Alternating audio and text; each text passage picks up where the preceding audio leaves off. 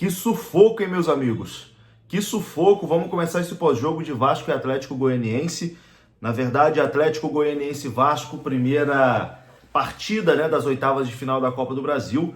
O Vasco saiu no lucro total. O Vasco saiu no lucro demais hoje contra o Atlético Goianiense, porque se o futebol fosse um esporte justo, o Vasco sairia hoje de Goiás praticamente eliminado da Copa do Brasil. Mas ainda bem que o futebol é um esporte injusto, né? E o Vasco sai até, não posso dizer de uma forma confortável, mas assim, com resultado bom para o jogo de terça-feira em São Januário, né? O empate fora de casa e o Vasco agora decide a vaga em São Januário.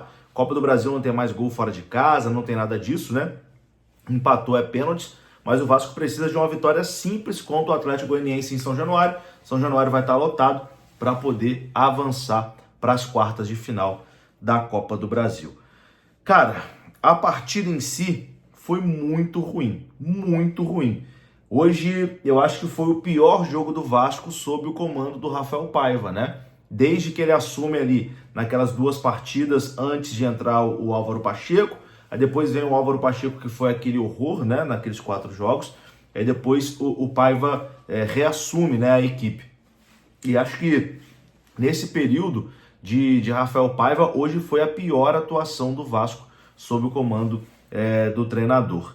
Me preocupa, é claro, né? Isso me deixa preocupado, porque o Vasco vem aí de uma sequência de 3 atuações ruins. O Vasco jogou mal contra o Atlético Mineiro fora de casa, e aí a gente dá uma naturalizada, porque, pô, tá enfrentando um time que é melhor que o nosso, né? Que é o Atlético Mineiro, é um time mais qualificado, o jogo lá no estádio dos caras, então, assim, é natural que o Vasco passe mais dificuldades.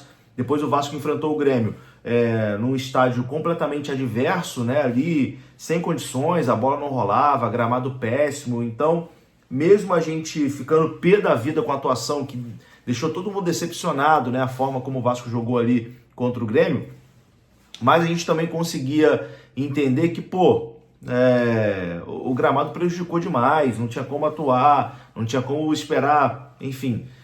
Quem fizesse o primeiro gol ia ganhar o jogo, um jogo bem atípico, né? Mas a partida de hoje, contra o Atlético Goianiense, que é um adversário frágil, que no Campeonato Brasileiro está virtualmente rebaixado, é o lanterna, o Vasco jogou e foi completamente dominado. O primeiro tempo foi um amasso, do Atlético Goianiense, e assim, era para o Vasco ter saído no primeiro tempo, tendo levado pelo menos 3 gols do Atlético. O Vasco saindo do primeiro tempo só com 1-0, levando só 1-0, que foi até no início do jogo, né?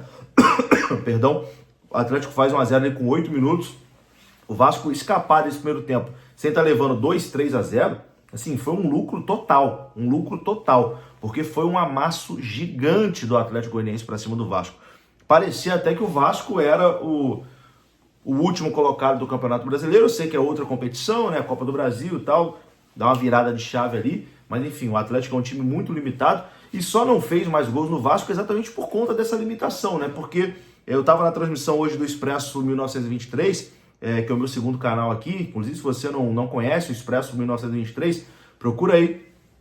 Se bobear, eu tô ao vivo lá, nesse momento lá, comentando sobre o jogo também e tal.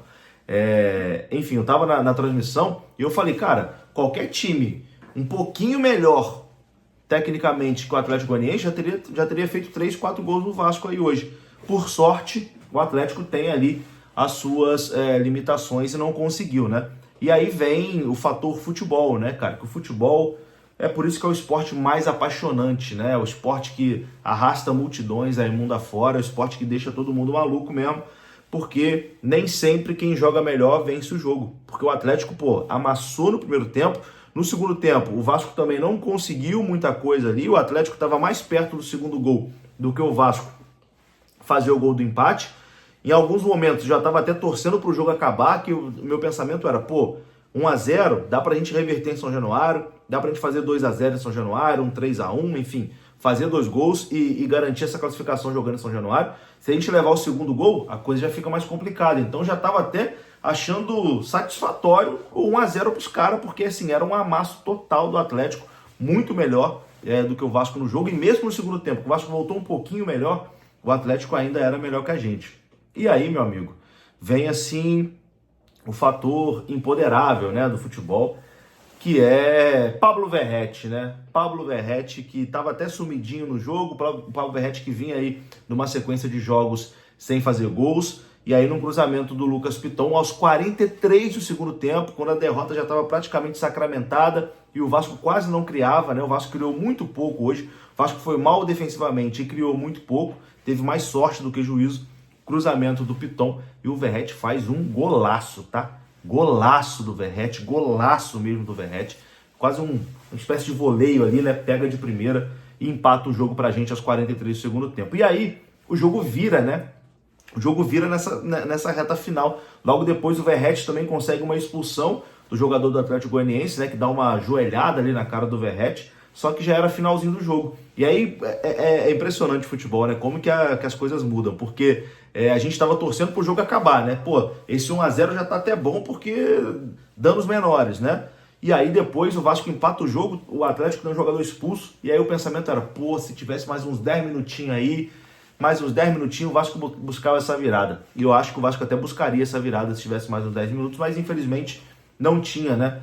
Logo depois ali o árbitro terminou a partida e a gente vai para São Januário na terça-feira com 1-1, tendo que vencer para garantir a nossa classificação. Eu acho que o saldo hoje foi positivo, porque a gente poderia hoje ter saído praticamente eliminado, principalmente pelo primeiro tempo muito ruim mesmo do Vasco, mas a gente sai aí com esse 1-1 na segunda etapa. Eu acho que liga o sinal de alerta também, de uma coisa que a gente, pelo menos eu aqui no canal, já venho falando há muito tempo, que o Vasco precisa se reforçar. Mais uma vez hoje a zaga falhou, foi falha do Paulo Henrique, falha do Rojas no gol que o Vasco leva. Não dá, a gente já está em agosto já, vai virar meia-noite já, é 1º de agosto, e o Vasco tendo que jogar com o Rojas de zagueiro titular, não tem condição. O Rojas já mostra que não é um zagueiro confiável desde fevereiro, então a gente já está em agosto, ele ainda é opção. Eu acho que o trabalho do Rafael Paiva é bom, mas pegou muito aquele fator de motivação, de mudança de técnico, vamos lá, não sei o que.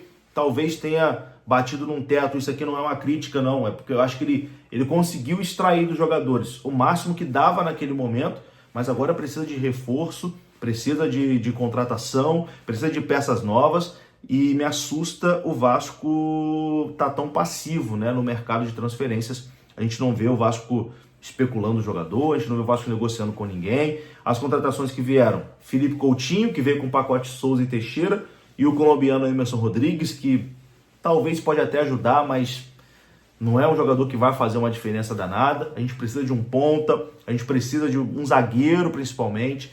Então assim, tem que ir no mercado e contratar, porque com esse time vai ser sufoco na temporada. Vai ser sufoco na temporada e a gente não quer passar sufoco de novo em 2024. Mas para hoje, cara, tá até bom demais, tá? Porque era pra gente ter sido aí amassado pelo Atlético Goianiense e saímos com 1-1. Mas o sinal de alerta tem que estar ligado. Tamo junto, um abraço, até a próxima. Fui!